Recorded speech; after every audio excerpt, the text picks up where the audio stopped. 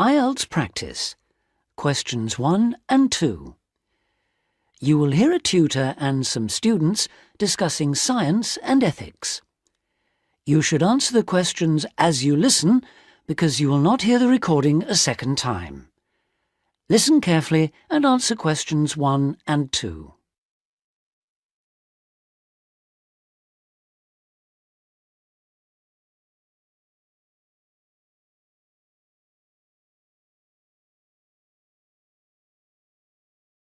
And answer questions 1 and 2. In the 19th century, scientific discoveries took a long time to produce any actual applications, and scientists might have had a case for giving little thought to the social or environmental impact of their work. That all changed in the 20th century, with the huge advances first in physics and then in biology. Science started to play a much more important role in our lives, and the relationship between scientists and society became much closer. Many scientists became increasingly concerned about the ethics of what they were doing, as they quickly saw the consequences. The benefits, such as vastly improved crop yields and the eradication of diseases like bubonic plague, but also terrible damage in the form of pollution and chemical weapons. Yes, but some scientists still claim even today that their only duty is to make public the findings of their research. They need to do that, of course, but I think the key points are that they ought to stop making any distinction between pure science and applied science, because in practical terms it no longer exists. And also, they must accept full responsibility for the consequences of their work. Now listen and answer questions 3 to 10.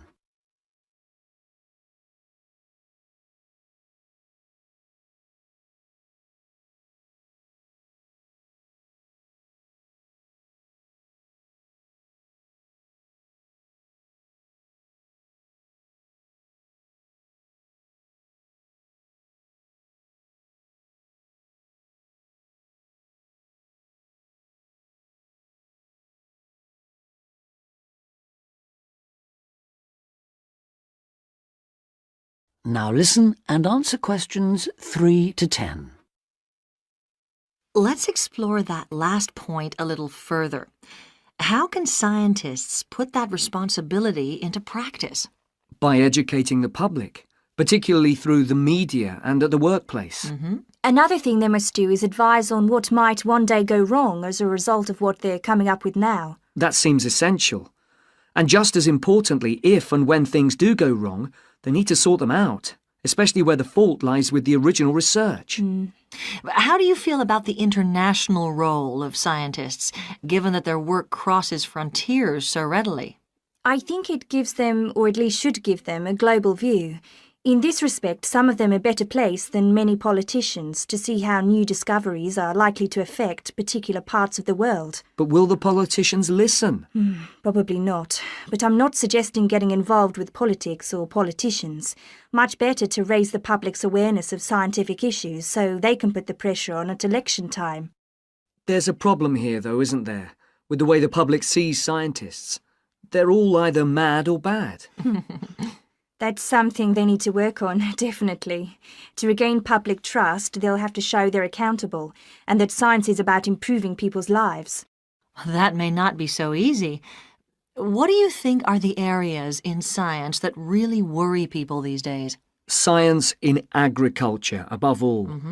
There's been all this media hysteria about Frankenstein foods, but there is a genuine issue here.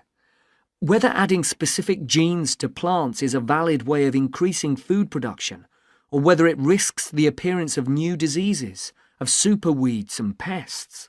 Which links it to another controversy, using chemicals to control pests. And that's something else that was at first thought to be harmless, but we now know that the careless spraying of crops has led to all kinds of health problems for people. Plus a devastating loss of biodiversity, with huge numbers of insects, birds and mammals simply disappearing from the countryside, fish dying in poisoned rivers and so on. And of course, if we're talking about death on a massive scale, then we have to mention the role of science in enabling the military to wage chemical and biological and nuclear warfare, which has destroyed life in so many parts of the world. Okay, I think we've identified some major topics there. There's something I'd like to add, if I may. Sure, it's important for scientists and future scientists to talk about major issues like these, but we might also want to look at what we can do or not do in our everyday lives, particularly as many of us will be earning more money than we actually need for basic necessities. I'm thinking here of things like burning fossil fuels by driving everywhere. What do you think? Well, something that scientists seem to do rather too often is take planes to distant places, which is highly damaging environmentally. For instance, to attend conferences on subjects like the disappearing ozone layer. When nowadays they could probably stay at work and use a video conferencing link anyway. Which may in fact be an example of how progress in computer science can impact positively on the environment. But going back to harmful things, what else can be done? Again, on the air transport theme, there are the huge distances a lot of consumer goods travel before they actually reach the shops in this country. This seems another extreme waste of energy, especially if much of what is being produced and carried is packaging. Perhaps it's worth shopping for more locally produced items.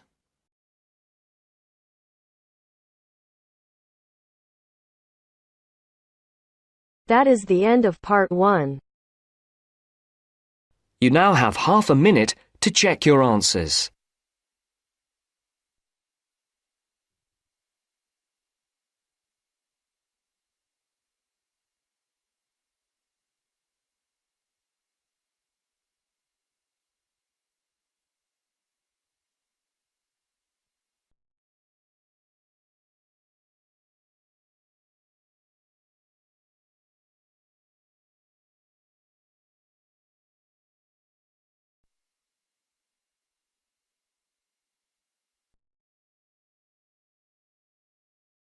Now turns to part 2. Part 2. You are going to hear an orientation talk. First, you have some time to look at questions 11 to 15.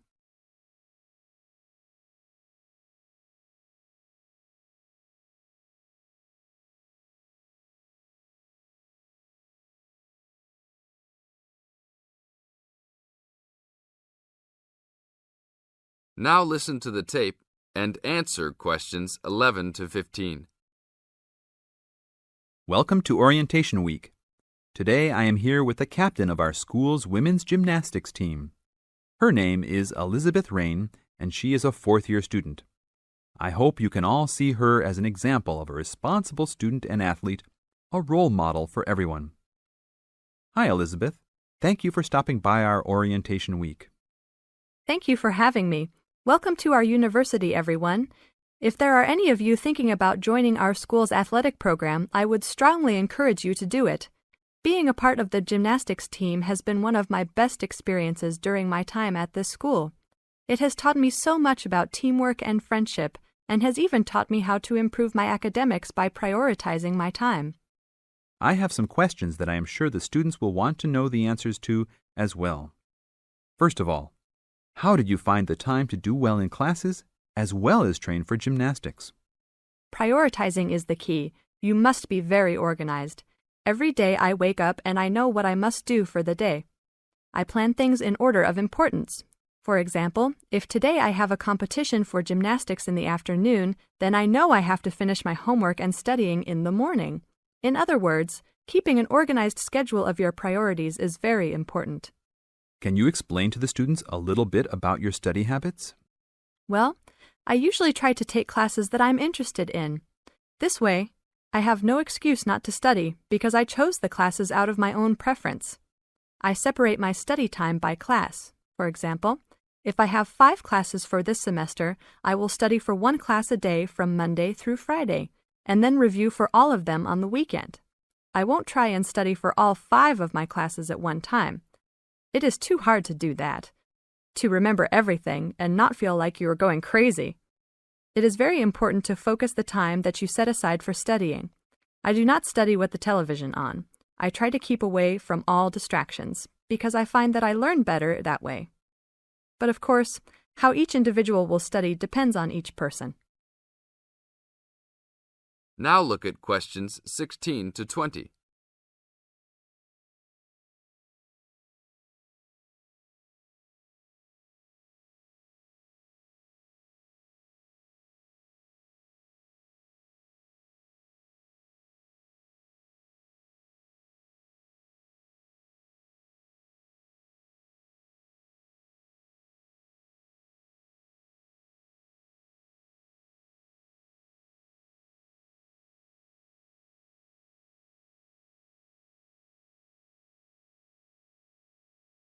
Now listen to the tape and answer questions 16 to 20.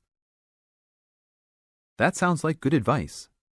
Let's talk a little bit about your gymnastics career. How long have you been doing this sport for, and what has been the best moment of your college participation? Well, I've been participating in gymnastics since I was a kid. My parents got me involved in the sport.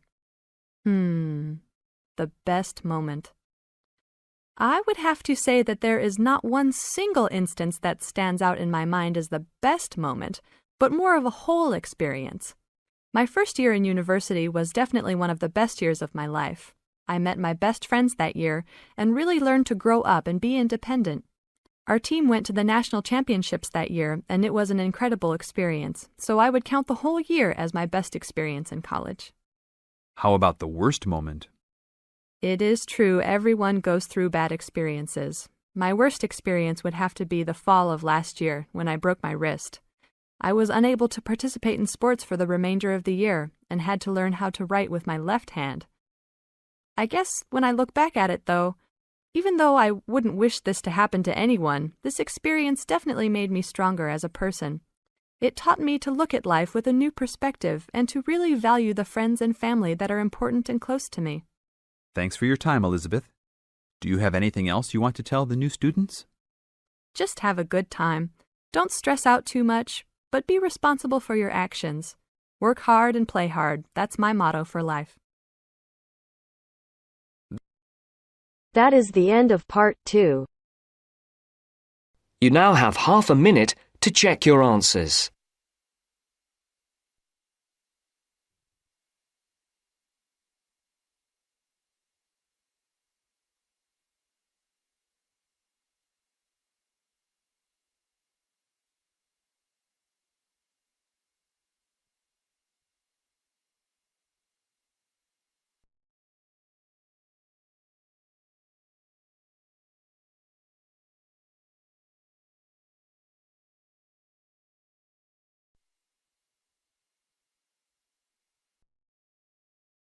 Now turns to part 3. Part 3. You are going to hear a conversation on animal protection. First, you have some time to look at questions 21 to 25.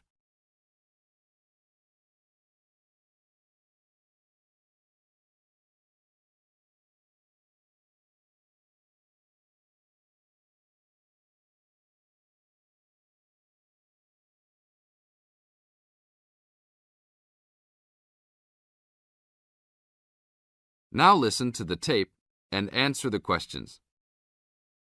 Thanks for joining us today, Mike. How did Baja California become a consideration for a condor release? Our recovery plan for California condors requires us to re-establish the birds in as much as their former range as possible. Baja, being the southernmost recent range for the California condor, works well in that they were only recently lost from the area, mid-1930s, and considerable habitat still remains. It is very isolated with very few people in the area. The mountains are spectacular, ranging up to 10,000 feet, or 3,000 meters. Our selected release site is at nearly 8,000 feet, 2,400 meters. Mike, how many birds do you envision flying free in this area, Baja, in the future? We will be releasing 4 to 8 birds on a yearly basis and will reconsider the situation when we have 20 birds in the area. What age do the birds have to be before moving them? That's a good question. Typically, we move them at 8 months to 18 months old. Birds are ready to fledge, or leave, from the nest at 6 to 7 months of age. In our current release group in Baja, we have birds as old as 30 months. It will be interesting to see how they behave. I expect that they will want to range more than younger birds and make it challenging for us to keep up. Is there a maximum number of birds a certain area can support? Yes, it's called the carrying capacity for any area, for any species. In our case, our strategy to find that number is to saturate the environment to a level where we determine that the birds are showing difficulty either in finding food, behaviourally, or in survivorship. That level is greatly determined by the availability of food in the area and nesting possibilities.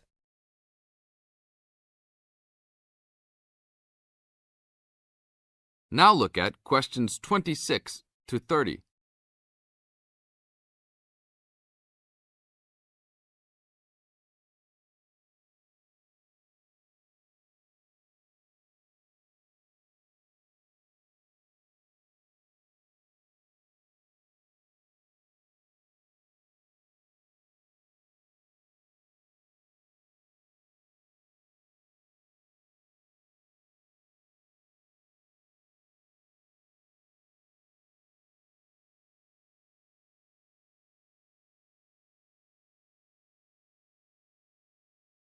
As the talk continues, answer questions 26 to 30. What do you hope to accomplish with this release in the long run? I expect that well within 10 years the condors will be flying north and joining birds already released in Southern California. Hopefully we will reach at least 150 birds in each of these populations within about 15 years. What would you say is the biggest contribution to the California Condor program's success? That would have to be the fact that we were able to breed the birds in captivity from the 27 birds we started with in 1987 to the 205 birds we have today. This is thanks to cooperation between the San Diego Wild Animal Park, the Los Angeles Zoo, and the World Center for Birds of Prey in Boise, Idaho. Are there any problems keeping track of and protecting your released animals outside of the US? Nope. We are using radio transmitters and will be using the new satellite and GPS transmitters as well. Which system is better? Using satellites. The advantages over radio telemetry are numerous. It makes it possible to keep up with the bird's flight without being led miles in a matter of minutes. It took the young condor only a week to migrate across the state, and with just radio telemetry, poor weather can keep a plane grounded, and not all roads are accessible to track them on ground. New technology will allow one to be able to track birds that are not accessible by plane. Also, it is a new way to gauge the effectiveness of reintroduction. How so? If a condor transmitter works properly, researchers will get a location every 10 days for about 2 years. Do you see an end in sight for the need to breed condors in captivity? Yes, that would be great. But it will take a while for us to establish the two wild populations and make sure that they are sustainable. Part of our recovery is to maintain a captive flock of 150 birds in various zoos around the country as a safety net for the future.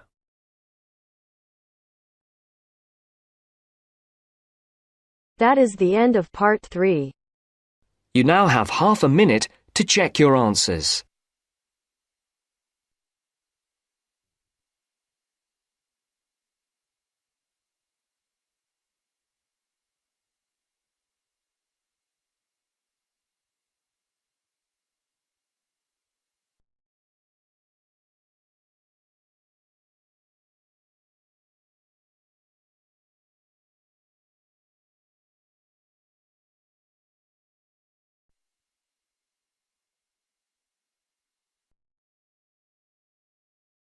Now turns to part 4.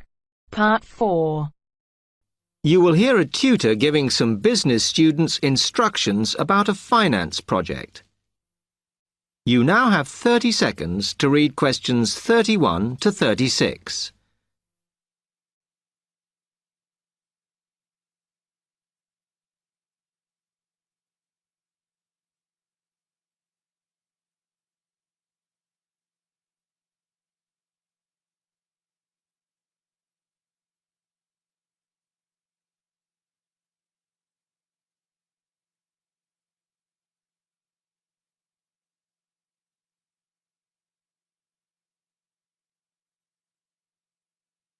Okay, can you quieten down, please? Now, today I'm going to talk to you about your assignment. We've been studying the effects of the exchange rate, so I'm going to give you a project to do on this. Right, can you make some notes while I'm talking? The first thing that I'd like you to do in order to prepare this is to select where you're interested in. I mean, which country, and therefore which currency you're going to be operating in. Okay, now the purpose of the project is to make money, and I'm hoping some of you will make a significant amount.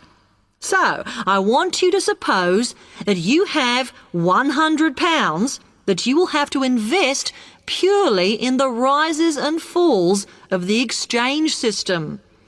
In other words, you'll be trying to predict rates.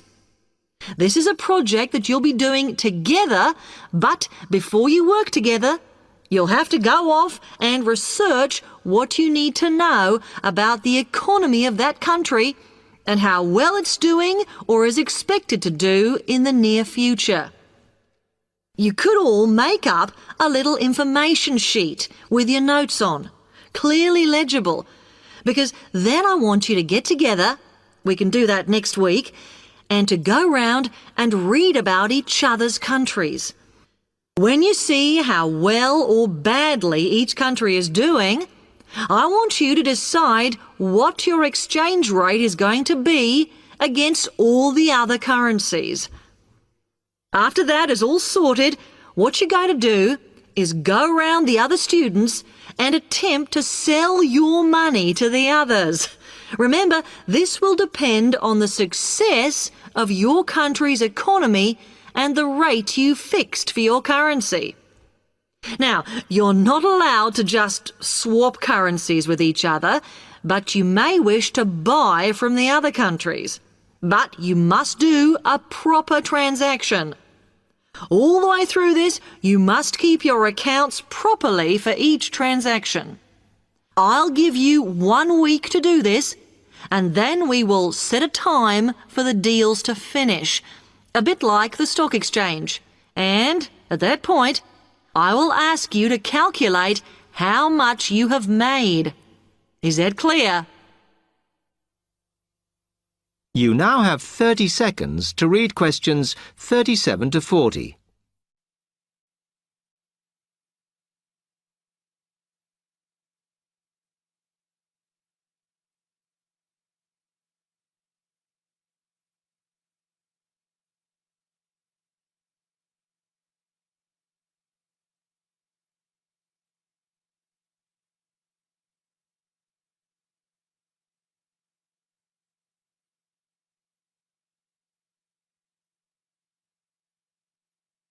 Okay, now before you begin that, there are a few things I want you to read up on to prepare. You need to look at the economies of the UK's main trading partners. I don't mean all of them, because that would be over 80, but just the 29 principal ones. There are summaries in the last 3 books on the book list I've given you. And so that you can practice applying the criteria on assessment I gave you, I'd then like you to focus just on one sector across all the countries. The most common one across every country is farming.